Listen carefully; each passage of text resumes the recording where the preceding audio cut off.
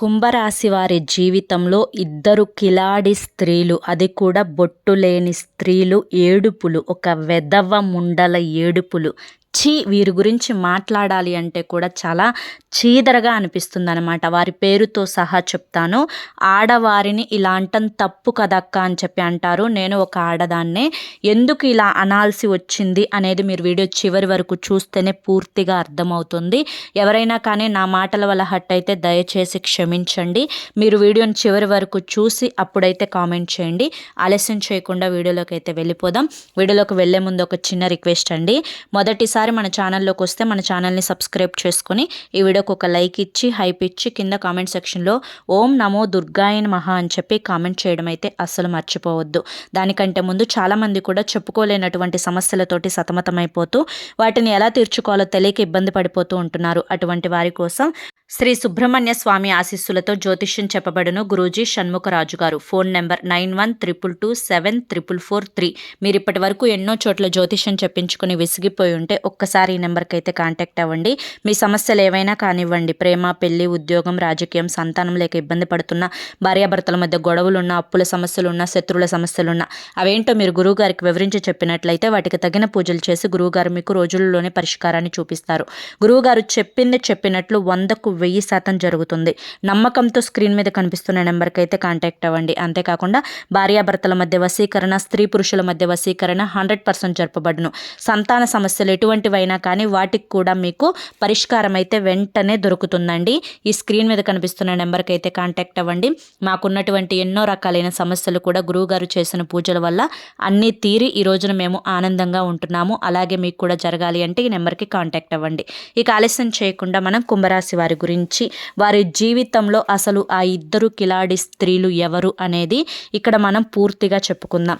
ఎప్పుడైనా కానీ మన యొక్క భారతదేశంలో ప్రతి స్త్రీని కూడా ఒక అమ్మవారిలాగా ట్రీట్ చేయాలి, అవునా కాదా? అంతేకాకుండా ప్రతి స్త్రీకి కూడా గౌరవం ఇవ్వాలి. ప్రతి స్త్రీలో కూడా ఒక తల్లిని చూసుకోవాలి. అలాగే పెద్దవాళ్ళని ఇంకా గౌరవించాలి. కష్టాల్లో ఉన్నవారిని, ఆపదల్లో ఉన్నవారిని మేమున్నాము అని చెప్పి ఒక భరోసాని, ఒక మాట సాయాన్ని అందించాలి.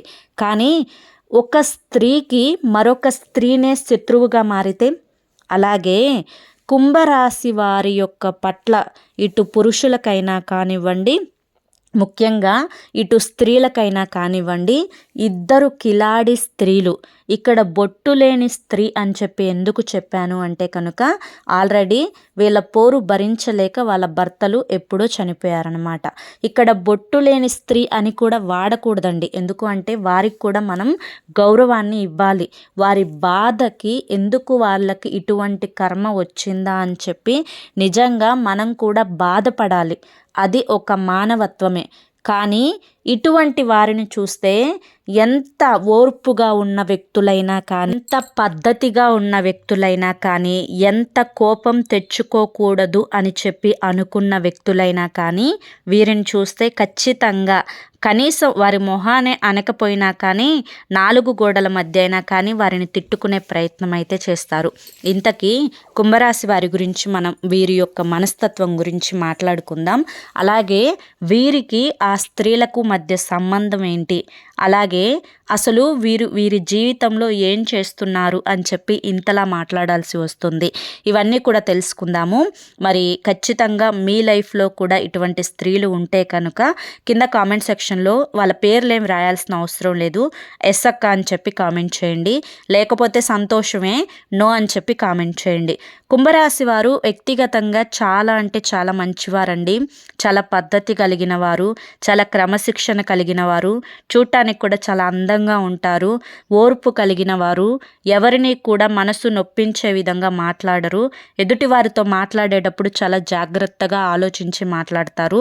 అలాగే మనది కాదు అనుకున్న వస్తువు జోలికి కానీ, మనిషి జోలికి కానీ, లేదంటే కనుక పని జోలికి కానీ వెళ్ళరు. నాదేంటో నేను చూసుకుంటే సరిపోతుంది నా లైఫ్కి అన్నట్లుగా ఉంటారు.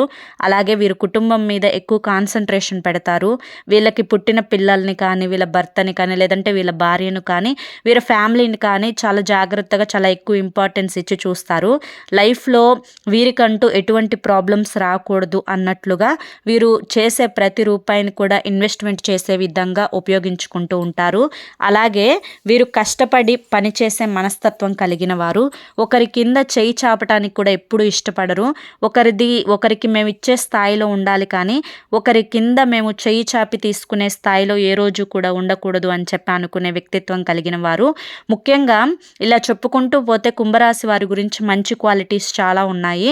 కాకపోతే గత కొన్ని సంవత్సరాల నుంచి ఏలినాటి శని ప్రభావంతో చాలా ఇబ్బందులు పడుతున్నారు. ఆరోగ్యపరంగా చూసుకున్నా, మానసిక ఆరోగ్యపరంగా చూసుకున్నా, ఆర్థిక పరంగా చూసుకున్నా, కుటుంబ పరంగా చూసుకున్నా, ఇటు రిలేటివ్స్ పరంగా చూసుకున్నా కొన్ని అనుమానాలు, కొన్ని అవమానాలు, కొన్ని ఇంట్లో గొడవలు, కొంత ఆరోగ్యం సరిగా ఉండకపోవడం వల్ల మానసిక స్థితి అనేది ఎక్కువగా ఆలోచించి దానివల్ల డిప్రెషన్లోకి వెళ్ళడం, ఓవర్ థింకింగ్ చేయడం, దీనివల్ల అనేక రకాలైన ఇష్యూస్ రావడం, ఆడవాళ్ళకి గర్భసంచికి సంబంధించిన ప్రాబ్లమ్స్ రావడం, అలాగే గ్యాస్ట్రిక్ ప్రాబ్లమ్స్ రావడం, మగవాళ్ళకి కూడా గ్యాస్ట్రిక్ ప్రాబ్లమ్స్ రావడం, తలనొప్పి ఎక్కువగా అనిపిస్తూ ఉండటం, ప్రతిదానికి కూడా నీరసించిపోతూ ఉండడం, ఇలా ప్రతిదీ కూడా వీళ్ళకి కొంచెం అని చెప్పే కంటే కూడా 100%లో 80% ఎఫెక్ట్స్ అయితే చూపించాయి ఈ యొక్క ఏలినాటి శని దశ ప్రారంభం అయిన తర్వాత. అయితే అన్నింటినీ కూడా తట్టుకొని నిలబడగలిగారు. దీని అంతటికీ కూడా కారణం వీరి యొక్క మంచి మనసు అనేది. ఈ మంచి మనసు ఎవరికైతే ఉంటుందో వాళ్ళకి ఖచ్చితంగా భగవంతుడు తోడుగా ఉంటాడు. కాబట్టి ఇప్పుడు ఈ 2026 సంవత్సరంలో ఏలినాటి శని దశ ఆ ఇనుప సంకెళ్ళ నుంచి బయటపడబోతున్నారు. అదృష్టం కలిసి రాబోతుంది. అలాగే శని భగవానుడు వెళ్తూ కూడా అదృష్టాన్ని ఇచ్చేసే వెళ్తారనమాట. ఈ యొక్క ఏలినాటి శని దశలో ఉండి కూడా ఎంతో పట్టుదలతోటి కష్టపడి ఒకరికి అన్యాయం చేయకుండా, ఒకరిని మోసం చేయకుండా, వీలైతే కుదిరితే ఒకరికి సహాయపడుతూ సహాయం చేసుకుంటూ ఒక్కొక్క స్టెప్పు ఎక్కిన వాళ్ళు కూడా ఉన్నారు కుంభరాశి వారిలో. కాబట్టి వీరి యొక్క లైఫ్ స్టైల్ అనేది చాలా అద్భుతంగా ఉండబోతుందండి.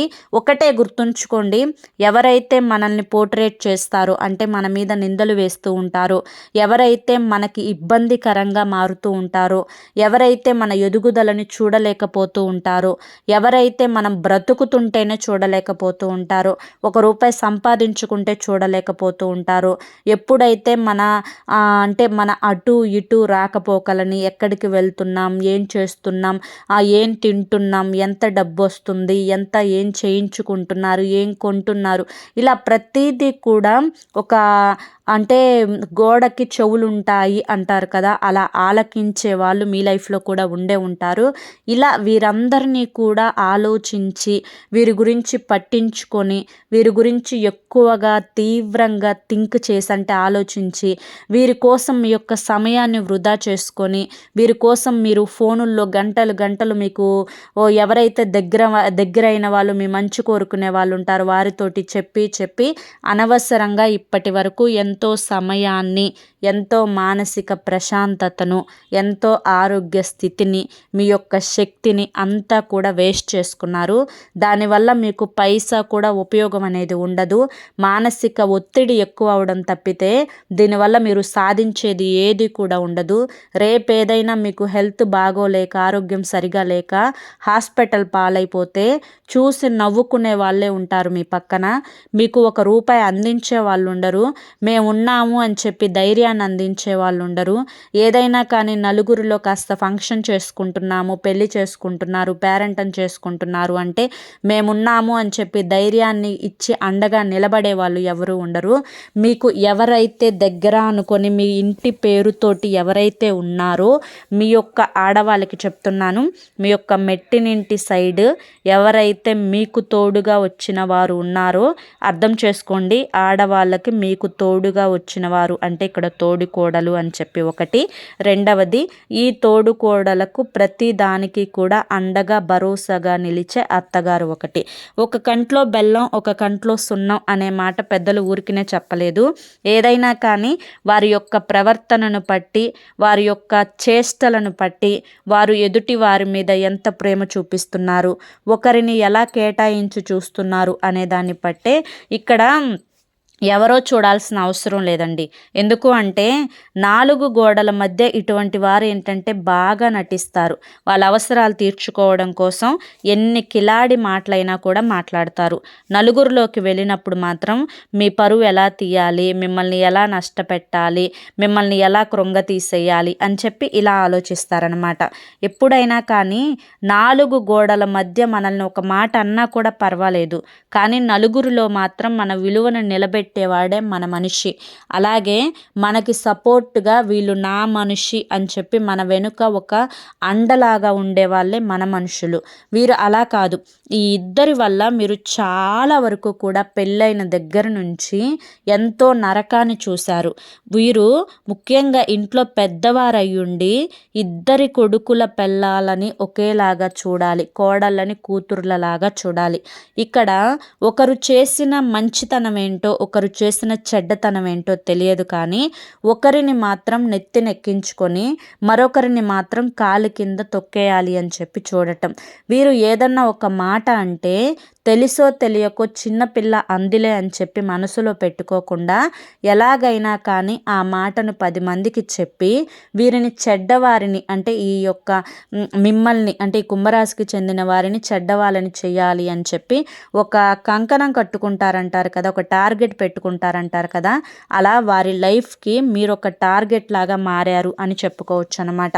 ముఖ్యంగా ఈ యొక్క కుంభరాశి వారు అసలు ఎందుకు ఇలా చేస్తున్నారు అంటే నా అత్తగారు, నా తోడి కోడలు ఎందుకు ఇలా చేస్తున్నారు, నేను ఇంత మంచిగా ఉంటున్నాను కదా, ఇంత సరదాగా ఉంటున్నాను కదా, ప్రతిదీ కూడా వారితో పంచుకుంటున్నాను కదా, వారికి నేను చేయగలిగినంత పనులు చేస్తున్నాను కదా, అయినా కూడా ఎందుకు ఇంత కేటాయింపు, నా పిల్లల్ని ఒక రకంగా చూస్తుంటే వారి పిల్లల్ని మరొక రకంగా చూస్తున్నారు, అసలు ఎందుకు ఇదంతా కూడా అని చెప్పి ఇలా దీని గురించి పెళ్ళైన దగ్గర నుంచి కూడా గత 10 సంవత్సరాల వరకు కూడా అతిగా ఆలోచించి మానసిక వేదన చెంది వారు చేసే ఒక్కొక్క నీచమైన పని, ఒక్కొక్క నికృష్టమైన పని వీరి పట్ల వారి యొక్క ఇది ఏదైతే ఉంటుందో, ఆ ప్రవర్తన ఏదైతే ఉంటుందో అది మనసుకి గుచ్చుకున్న వాళ్ళకి తెలుస్తుందన్నమాట. వీళ్ళు కడుపుతో ఉన్నప్పుడు కానీ, కన్నప్పుడు కానీ, కక్కినప్పుడు కానీ, పసిబిడ్డల్ని పెట్టుకొని సాకుతున్నప్పుడు కానీ పెద్దవాళ్ళయ్యుండి భరోసా ఇవ్వాల్సింది భరోసా ఇవ్వకుండా నువ్వు ఇలా చేస్తున్నావు, నువ్వు అలా చేస్తున్నావు, ఇది ఇలా చెయ్యి అలా చెయ్యి అని చెప్పి వేలెత్తి గుచ్చుతూ ఉంటే వాటిని కూడా తట్టుకొని నాకంటే పెద్దవారు, నేను గౌరవాన్ని ఇవ్వాలి, నేను ఒక మాట అనకూడదు అని చెప్పి ఎక్కడికక్కడ వారు చేస్తున్న అవమానాలను గుప్పెట్లో పెట్టుకొని వాటన్నింటిని కూడా ఎదుర్కొని ఈ రోజున మానసికంగా దృఢంగా తయారయ్యారు కుంభరాశి వారు అని చెప్పి చెప్పుకోవచ్చు. ఎందుకు ఈ మాట అన్నాను అనేది ఇప్పుడు అర్థమైంది కదండి. ఎందుకంటే ఒక స్త్రీ కడుపుతో ఉన్నప్పుడు తన చేత్తో వండుకునే వంట కంటే కూడా ఎవరన్నా కొంచెం చేసి పెడితే బాగుంటుంది అని చెప్పి ఎదురు చూస్తూ ఉంటుందంట. అలాగే అది ఆడవాళ్ళకు మాత్రమే తెలుస్తుంది.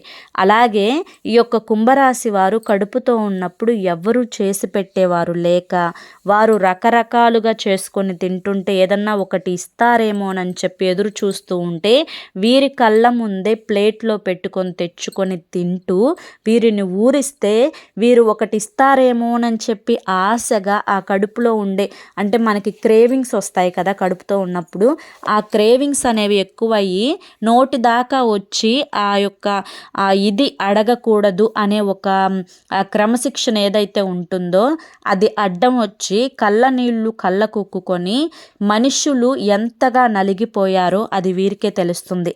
ఒక స్త్రీ అయ్యుండి మరొక స్త్రీ గర్భవతిగా ఉన్నప్పుడు, గర్భవతి అంటే ఒక గర్భగుడిలో ఉండే దేవతతో సమానం, అటువంటి గర్భవతిని కూడా నువ్వు అలా నువ్వు ఇలా అని చెప్పి ఒకరి ముందు అవహేళనగా మాట్లాడుతూ ఉంటే చేయని తప్పుకు తలదించుకున్నటువంటి ఆ స్త్రీ ఎంత నరకాన్ని చూస్తుందో నిజంగా అది అనుభవించిన వాళ్ళకే తెలుస్తుంది. ఈ యొక్క బాధలు అనేవి కుంభరాశి వారి యొక్క స్త్రీలలో మనం 100% వేసుకుంటే 100లో 95% వరకు మాత్రం అనుభవించి తీరారండి. మిగతా 5% మంది కాస్త అదృష్టవంతులు, కాస్త మంచిగా సపోర్ట్ చేసే అత్తమామలు, సపోర్ట్ చేసే తల్లిదండ్రులు, సపోర్ట్ చేసే తోడబుట్టిన వాళ్ళు, సపోర్ట్ చేసే ఆడపడుచులు ఉండి వారికి ఏ కష్టం ఏ నొప్పి తెలియకుండా ఉండిన వాళ్ళు ఉండవచ్చు. కానీ 95% మంది మాత్రం ఈ నరకాన్ని అయితే చూశారు. అవునా కాదా అనేది మీరు కింద నాకు కామెంట్ సెక్షన్లో అవును అయితే ఎస్ అక్క చూసాము అని చెప్పి కామెంట్ అయితే చేయండి. వారి పేర్లే మెన్షన్ చేయాల్సినంత అవసరం లేదు, మనకు అంత అవసరం కూడా లేదనమాట. కాబట్టే వీరిని ఈ మాటలు వాడవలసి వచ్చింది. కడుపు మండినప్పుడు అనేక రకాలైన మాటలు అనేవి బయటకు వస్తాయి. అటువంటప్పుడు ఏం మాట్లాడుతున్నాము అనేది కూడా అర్థం కాదు. కానీ ఏ రోజు కూడా ఎప్పుడైనా గొడవల్లో ఎప్పుడైనా కోపం వచ్చినప్పుడు నువ్వు అప్పుడు ఇలా చేశావు ఇప్పుడు అలా చేశావు అని చెప్పి 1-2 సార్లు వీళ్ళు దెప్పటం తప్పితే వీరు ఏ రకంగా కూడా మానసికంగా టార్గెట్ పెట్టుకొని వీరిని ఈ సమయంలో ఇలా తొక్కాలి, వీరిని అలా తొక్కాలి, వీళ్ళకి టైం వచ్చినప్పుడు చెప్తా అని చెప్పి ఎప్పుడూ కూడా మనసులో పెట్టుకోలేదు. 10 మంది ముందు ఏ రోజు కూడా చులకన చేయలేదు. వారికంటూ ఒక గౌరవాన్ని ఒక విలువను ఇచ్చారు అనే చెప్పుకోవచ్చు అనమాట. కాబట్టి వీరు మాత్రం వీరిని ఇలా అనడంలో నా ఉద్దేశంలో అయితే ఎటువంటి తప్పు లేదు. ఇటువంటి కిలాడీలు ఇలా వెతుకుతూ మళ్ళీ అవసరమైనప్పుడు వీరి దగ్గరికి వచ్చి మంచిగా నవ్వుతూ ప్రేమ ఉన్న వాళ్ళలాగా పలకరిస్తూ ప్రేమ ఉన్న వాళ్ళలాగా ఇది చేస్తూ వాళ్ళ యొక్క అవసరాలన్నీ కూడా తీర్చుకొని అవసరం తీరిపోయిన తర్వాత మళ్ళీ మొదటికే నువ్వెవరో నేనెవరో నీకు నాకు సంబంధం లేదు అన్నట్లుగా ప్రవర్తిస్తూ ఉంటే ఎవరికైనా కానీ కోపం వస్తుంది. ఇటు ఆడవాళ్ళకైనా కానీ ఇటు మగవాళ్ళకైనా కానీ వీరి వల్ల చాలా వరకు కూడా మానసిక వేదనని చూశారు. మన జీవితం చాలా చిన్నది. ఈ చిన్న జీవితంలో ఎంతవరకు సంతోషంగా ఉండగలుగుతాము, ఎంతవరకు మన చుట్టూ మన వాళ్ళు మనల్ని సపోర్ట్ చేస్తున్నారు, ఎంతవరకు మనకు ప్రయారిటీని ఇస్తున్నారు అనేది కూడా చూసుకోవాలి కదా. మరి మన అనుకున్న వాళ్ళే ఇంత కిలాడి వేషాలు వేస్తూ ఉంటే ఒక మాట అనడంలో తప్పు లేదు అని చెప్పి నా ఉద్దేశం. అలాగే ఒక ప్రమాదం పొంచి ఉంది అని చెప్పాను కదా. ఈ యొక్క కుంభరాశి వారి యొక్క స్త్రీలు ఎవరైతే ఉన్నారో వీరు ఒక ప్రమాదంలో పడిపోబోతున్నారండి. అది కూడా ఒక ప్రేమ అనే ఒక బంధం అనేది మీ వెంట పడటం. ఈ బంధం వల్ల మీరు ఎటూ కూడా తేల్చుకోలేకపోవడం, దీనివల్ల కాస్త మానసికంగా ఒత్తిడికి గురి అవ్వడం, చేసే పనుల పట్ల శ్రద్ధ తగ్గిపోవడం, ఇది సరైనదా కాదా అని చెప్పి ఆలోచించుకోవడం, ఒక అవగాహన అనేది లేకుండా అడుగు ముందుకు వేస్తే కరెక్ట్ కాదేమో, గతంలో చాలాసార్లు మోసపోయిన పరిస్థితులు కూడా ఎదురయ్యాయి, ఇప్పుడు ఎంతవరకు కరెక్ట్ అని చెప్పి ఆలోచించుకోవడం, ఇలా అయితే ఒక మానసిక వేదనని అనుభవిస్తున్నారు. ఎప్పుడైనా కానీ గుర్తుంచుకోండి, కడుపులో లేని ప్రేమ అనేది కాళ్ళ మీద పడినా కూడా రాదు.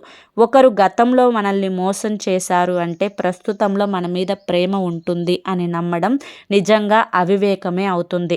ఒకరిని ఎప్పుడైనా కానీ నమ్మేటప్పుడు వారి ముందు వెనుక అనేవి గతం తాలూకా జ్ఞాపకాలు అనేవి అన్నింటినీ కూడా క్యాలిక్యులేట్ చేసుకొని వారిని అంచనా వేయండి. అంతేకాని తీరా చేతులు కాలిన తర్వాత ఆకులు పట్టుకుంటే ఎటువంటి ఉపయోగం ఉండదు.